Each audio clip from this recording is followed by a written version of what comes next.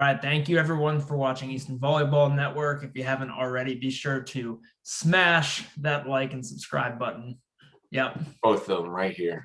Smash. Yeah. We'll figure out how to do that at some point. Those subscribe buttons might not quite be located where Cortland's pointing to. Joining us, we have a very special guest, not just Cortland, Pit Viper Court.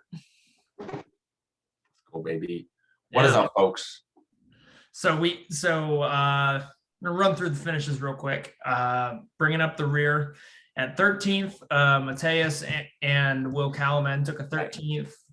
Justin CA and Andy D took a 13th. Riley McRandall, Bradley Peters 13th. Phil Catanzaro, Brent Bierek, all the way from Ohio to take a 13th. That's a rough one, boys.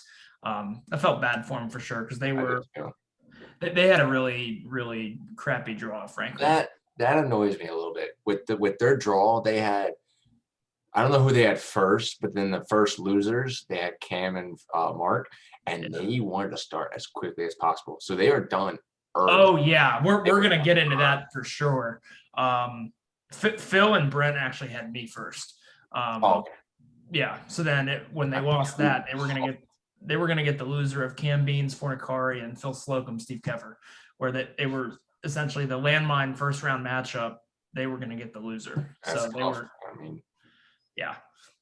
Ninth place, Gene Wade, Aaron Campbell, Kyle Forensic, Patrick Neary, Joey Gordon, James Moyer, James Donegan, Devin Decker.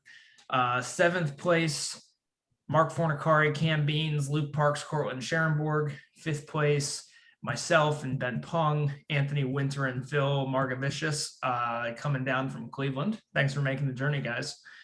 Third place, Phil Slocum, Steve Keffer out of Richmond, Pat Cronshaw, Andrew McMurray. Second place, Dave Arnold, and Better at Beach's Finest, Brandon Joyner. And first place, we have Kevin Knight and Brett Rosenmeyer. All right, Court, what do you want to talk about first? Let's talk about that Phil game. I mean, that's just straight up bullshit, honestly. Yeah. They got in and Cam wanted to play as soon as possible. And you're supposed to every tournament play two of the winners and then go into losers. Like have some time to think of what you're gonna do, relax, catch a break after your first loss, recuperate, think about what you're gonna do, then go into it. Right. Assess what just happened. They didn't have any time. They literally just got off the game. Cam comes up, yo, let's play it. I didn't know. I was playing. No one really knew until like the second set of it that they were playing. It was losers, and we're all talking under the tent like, why are they playing losers? Yeah. Well, so the funny thing was I knew what was happening, and like I was going into my match with Phil and Steve, so I was pretty locked in there. But I did take 5 minutes to stop and go grab what's his name who was running the tournament? Ours? No, not Dexter. Before Braden. Braden, because I think Dexter was doing Dexter things somewhere, not there. So Braden was running the division, and I was like, look, you've got 4 winners round of 8 games that need to happen. And there are 2 empty courts in 2 of those matchups that can be going on right now. And like I kind of explained that to him and was like, these are the matches that need to happen. I didn't stick around to like enforce it because at the same time he was like, okay, you go play on court 4. So then I'm like, okay, well, I'm gonna go handle my business. I feel like I felt like I had made a decent case for what was supposed to happen. But then, yeah, Mark and Cam, essentially got out of. So kind of like you said, they disrupted the flow of the tournament as far as like reffing assignments and stuff like that goes. They knew what they were doing too. What was that? They knew what they were doing too, Cam. Oh yeah, they absolutely do. And then kind of on top of that, they.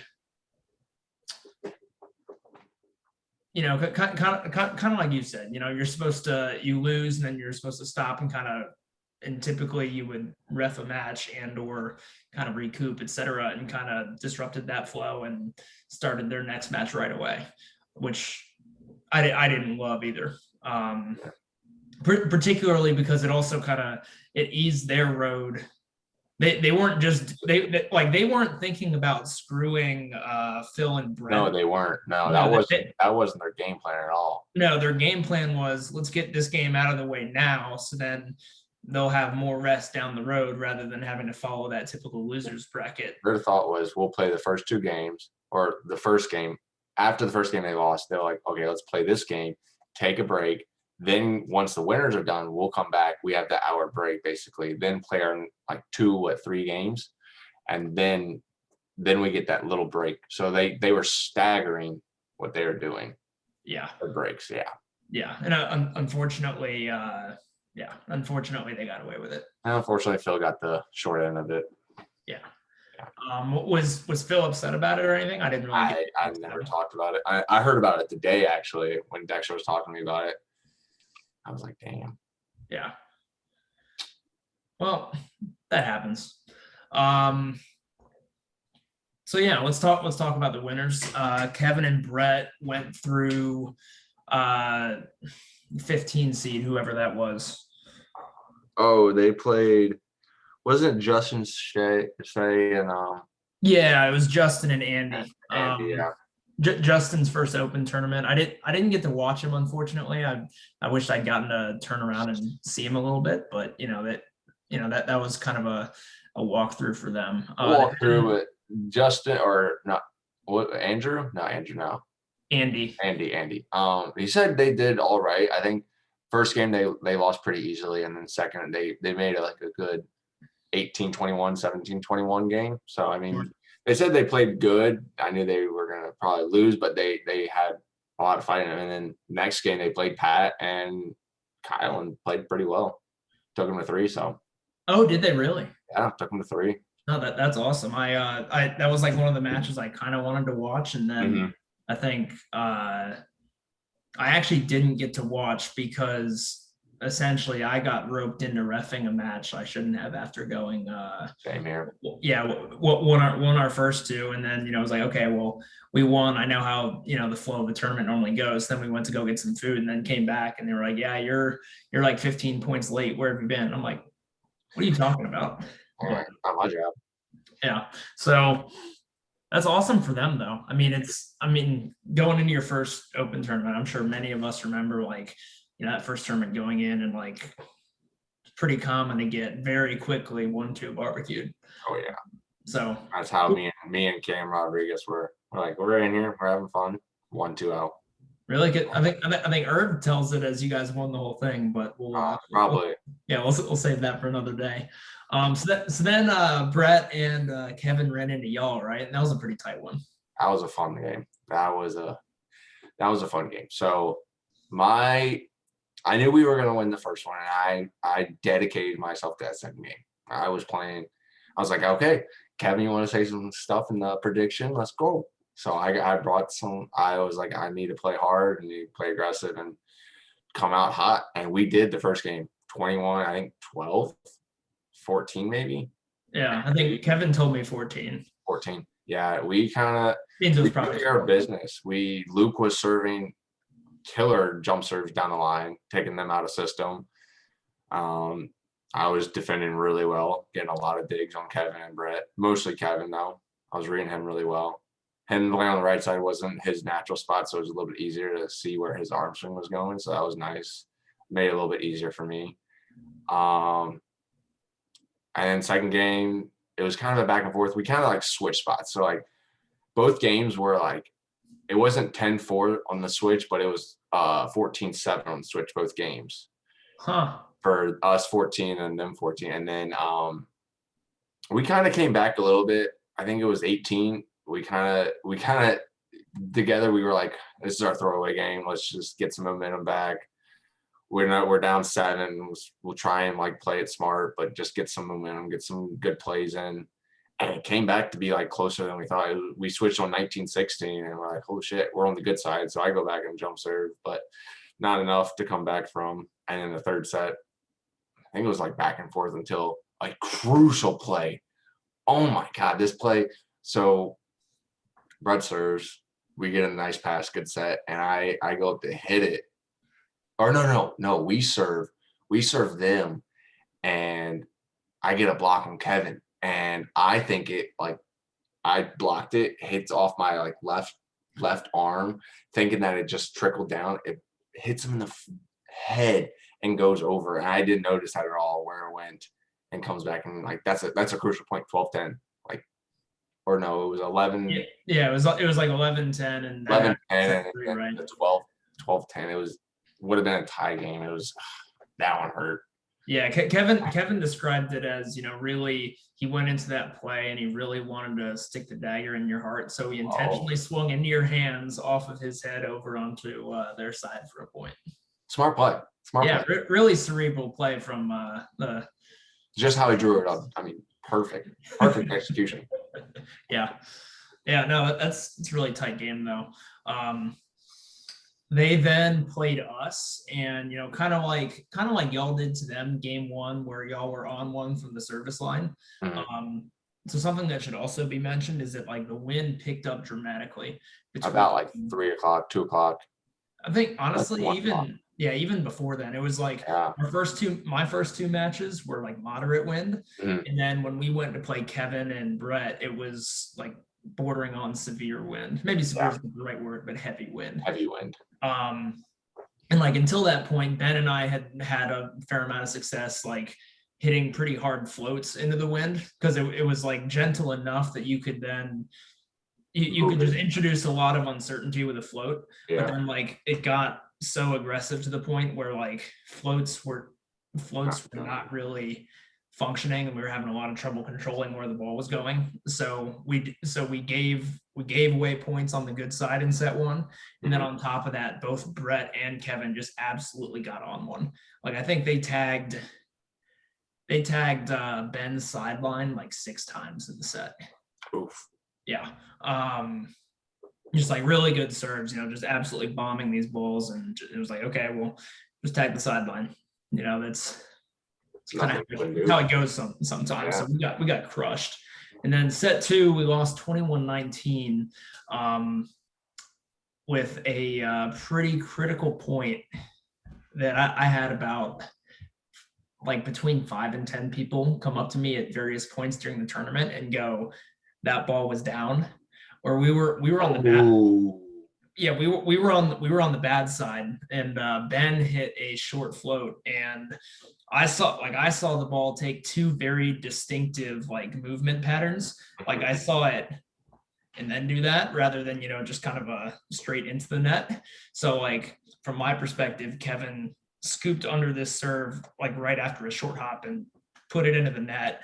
To Brett's credit, he then, put up a pearl set, and Kevin terminated on like the 10-foot line cross. So like we were never digging the ball, but the ball was down. Ball was down. Yeah, ball was down. Ball's down. But they ended up. We'll put an asterisk next to Kevin Knight and Brett Resmeyer win. That's what I don't know if we'll put the asterisk, but like I was pretty adamant that it was down. I mean, Brett's number one fan, Will Callaman, came over to me and was like, dude, that ball was down. And I'm like, if Will Callaman, former libero, knows a lot about getting balls up, told me that the ball was down, I'm going to say the ball was down. I mean, Will was having a long day playing AA and open. It's true. It's very true. So they went through us. Then they played a cramping Steve Keffer and Phil Slocum in the semi. And then they kind of handled Joyner and Dave. Yeah. How was that game? If I remember correctly, game 1 was not a blowout, but not that close. And then game 2, I think, was 21-19. Okay.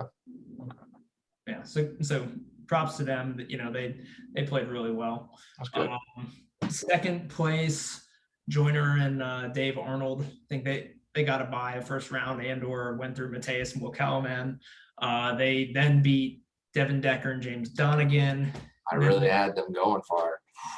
Yeah, and then they yeah, you did. Your bracket, you had Devin and James making a run back to the semifinal. I really did. I thought they were going to run through this losers, and like it was nothing. Yeah. When I saw James in Pottstown, I thought he was really good. He played with Nader, and he looked really good. He played solid there. It's grass, so it's a completely different game, but still solid player all around. I thought him and Devin, that's a solid team. You got one big blocker that's aggressive, and then you got a quick defender. Yeah. Do you know who Caden Nepper is?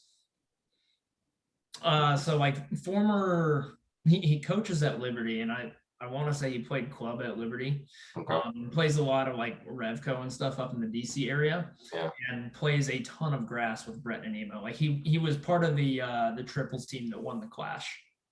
Okay. Yeah. The smaller guy. Yep.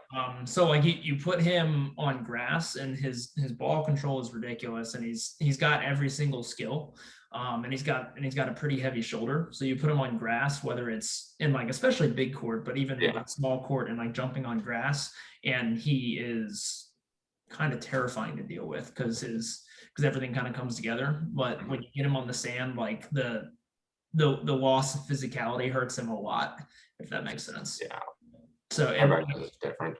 Yeah, I feel like James kind of ran into that a little bit too. Like not like they can both absolutely get up and bang balls, but like getting up to do that is that much harder. You know what I mean? And like the court's that much smaller, and now people are looking for them to shoot that much more, and it just kind of changes the game for them.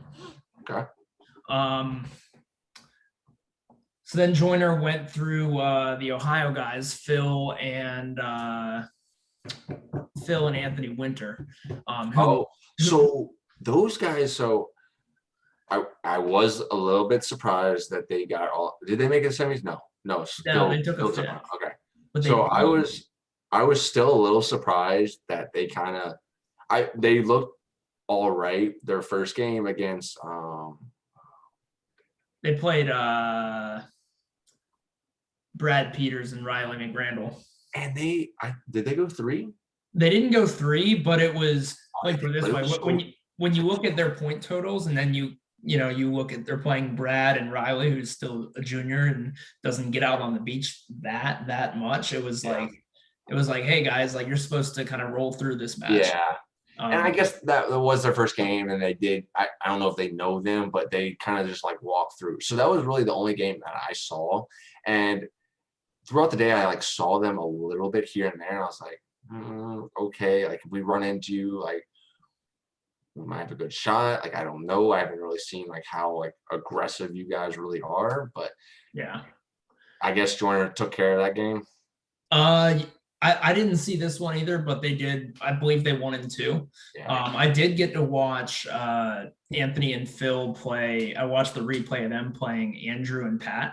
Yeah. That was a tight 3-setter, 15-13 in the third. Okay. Okay.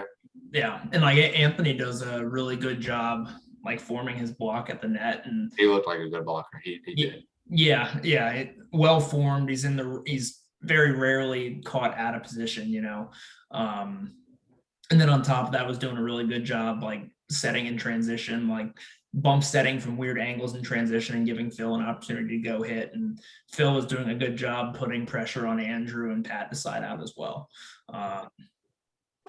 And, running down a lot of balls behind Anthony too. So that was actually a really fun match to watch. So they played some good ball, but then I also think, being from Cleveland, they don't see a ton of wind. So that match against Pat and Andrew was in like the moderate wind section of the day. A lot of the balls that I saw, the short guy, he was hitting from like back here a lot. Because he was over judging, and then the ball would just carry back. And he's just back here, just doing these high. That's a lot what I saw against Brad. He was jumping, he was going close, and then dropping like here. I was like, getting caught with the ball behind him. Yeah. But that because then kind of, and I'd say the story for us on the day too, and I'll talk about our day in a minute, was like I felt like we were kind of almost like a borderline semifinal team. In the conditions that the day started, but then when the wind really picked up, we definitely were not a top 4 team. I think a lot of the Midwest guys kind of struggled with the wind a little bit, and frankly, my game doesn't lend itself to super heavy wind ball either. Because like now I'm having to go back and try to bomb jumpers, which isn't what I'm known for. Yeah. Right. So the increase in conditions definitely hurt us a little bit too. And I feel like that's kind of what happened to them. And then Steve and Phil, who played really solid, and just kind of play that ball control side out style. All of a sudden the wind got really severe and it helped them, because it kind of benefits what they brought to the table with Phil bringing a heavy lefty jumper and, Steve just being the model of consistency. Yeah, they were very consistent against us. They were both float serving at the time, and then I think third set Phil came in and did a couple of jump serves. They weren't terrible because he was they weren't like aggressive very hard because he was just warming up to them, but he was still getting them in. They're dropping, but their float serves were kind of killing us. Like that was at the time where it was just like about to get to like that 15 to 18 range of wins. It was still at like 12, and it was doing some dirty stuff with that ball, and it was floating and moving around a lot. So that was mostly Steve. He was very consistent about just drop. He would like he'd throw it up and just like kind of lob it in, and that would you just watch it and it would just move. And it was kind of annoying, but also like very like discreet and like killer. I was like, holy shit. Yeah. I was testing your footwork, and then you gotta like really get behind it and push it all the way up to the net. So definitely a challenge. We managed to beat them on the winner's side in a tight 3-setter. Yeah. Which we went extras in 3. It was like, I want to say it was 2018. Oh, okay. Yeah. Okay. Yeah. So that was a good win for us, and definitely helped. It threw me off because when I was checking your scores out online, I was like 21-16, 21-17. I was like, you 2-set them? I was like, dang. No. They switched the. I think they 21 like 17 to us in the second game. Oh, okay. Yeah. I was like, dang, they just 2-setted them. I got some work to do now, I guess. Yeah. Yeah, so I think that kind of wraps up most people's day, right? I think we talked about most people. Yep, that's what I was talking about. Gene and Aaron. Yeah, Gene and Aaron got a dub over Brad and Riley, which was always good to see. Aaron balled out. He balled out. I mean, he balled out, and when we played him, we kind of came into that game like relaxed. We knew this. We knew that we were in the losers. It was the first round. It was our first game. We knew we had a long day ahead of us, so we knew that we needed to take some like energy and conserve it, and this was a game for it. So that's why we went 3. But they also, Aaron played amazing. I mean, he was digging us. He was making incredible plays. I mean, the kid has grown so much over the last year and a half. Yeah. Playing co-ed and open these tournaments with Gene and making like going 1 and 2 almost every time and doing really well. Yeah, he's doing a really good job putting a lot of like defensive pressure on teams and kind of like co-ed really helps with that. He's reading the hell out of balls. Yeah, that's for sure. Now we smaller Virginia Beach tournament like 3 weeks ago, maybe we ran into him and Gene and went to 3 and almost lost that too. And like he was back there running down a lot of stuff. Out. Yeah. Well, we talked about James and Devin. We talked Pyle. Patrick Neary with some early cramp action. Yeah. So that was very concerning for me. I was like, you've been done playing for about 2 hours, 3 hours, and you're cramping now. I mean, yeah, everybody gets cramps like afterwards. Like I got cramps afterwards too, but at the same time, like you got 2 or 3 hours, like the pickle juice, water, IVs.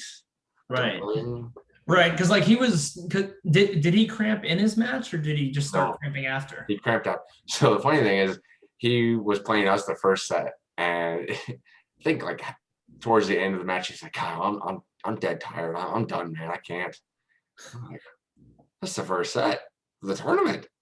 Yeah. Holy shit. Okay, man. But no, he didn't cramp all day until after the tournament. He played us, then he played Justin and Andy, then they played Pat and Andrew, I think, right? Yeah, they played Justin and Andrew. Justin and Andy. And then they played Pat and Andrew, right? Yes. Yeah. Yeah. They had a good day. I mean, they played well against us. They took. I didn't really watch that game against Justin and Andy, but I mean they went 3 and they had a good time and they pulled out a dub. So I mean, played well there. I didn't see the Pat game either. The Pat on Pat crime. Yeah. See that? That picture just looks like the picture of Pat just blocking him. It Yeah. just looks like a posterizer in like basketball. He just like posterized some kid. And Yeah, but yeah, Pat Neary's he's getting engulfed, as they say. Yeah, the other ninth place, I believe, was Joey Gordon and James Moyer, who ran into the buzzsaw that was Phil Slocum and Steve Keffer in their ninth place game. Heard some interesting stories about James Moyer, which was apparently at Pottstown. He was drunk enough that the entire Pottstown crowd was chanting "Moyer sucks" during the final. I mean, that's a win right there. That's a win. If you can get a whole crowd at Pottstown saying just absolute, that's a win. I'm going home. I'm going home with a win in my column.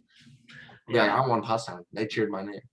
Yeah, and then James was definitely heckling the loudest. Probably not the cleverest, for sure not the cleverest, but he was heckling the loudest. Yeah, we knew. So we didn't play the first match, so we were sitting around the tent, and you know how Joey is, and Joey and James were very loud.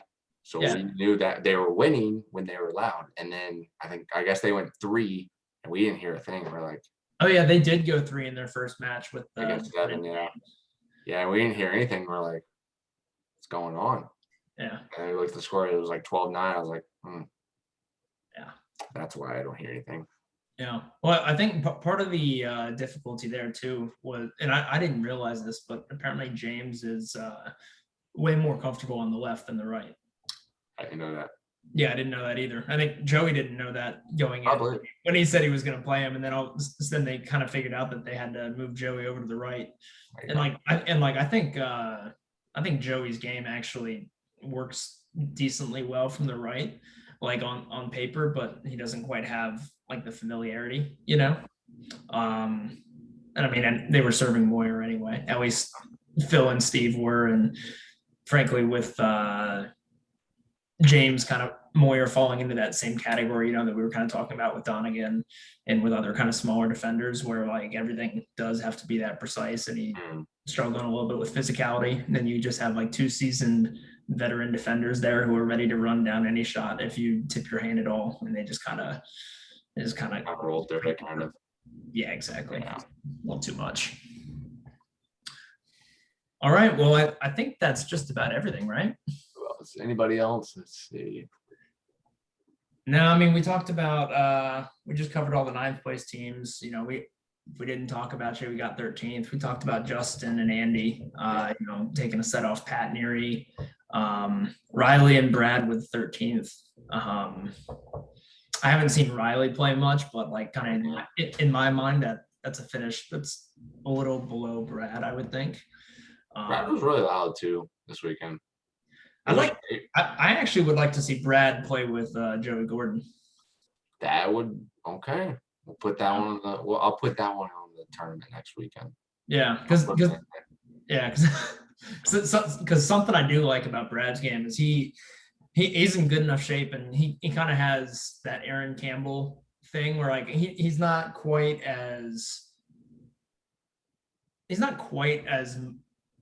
doesn't seem as mobile as Aaron, because I think Aaron is a little more reading and or guessing and undisciplined, whereas Brad is very much in the like he stays still and reacts a lot more, but like he's athletic and he covers court and he's not running out of stamina anytime soon. So like he's a guy who can, you know, go a full day as kind of like an effort-based defender. Gotcha. Yeah, because like when he played with Zach Tucker couple weeks ago, and actually they beat Pio in 3 at semifinal. That's been playing well. Yeah, so Brad's stock is a little bit on the rise too. Okay. Yeah. All right. Well, I think that's everything. Thank you for watching Eastern Volleyball Network. Thank you for hopping on, Cortland. What's in the mug, Court? Just a little drinky poo. A little drinky poo. All right. Thank you for watching Eastern Volleyball Network. Until next time. I'll give you a salute too.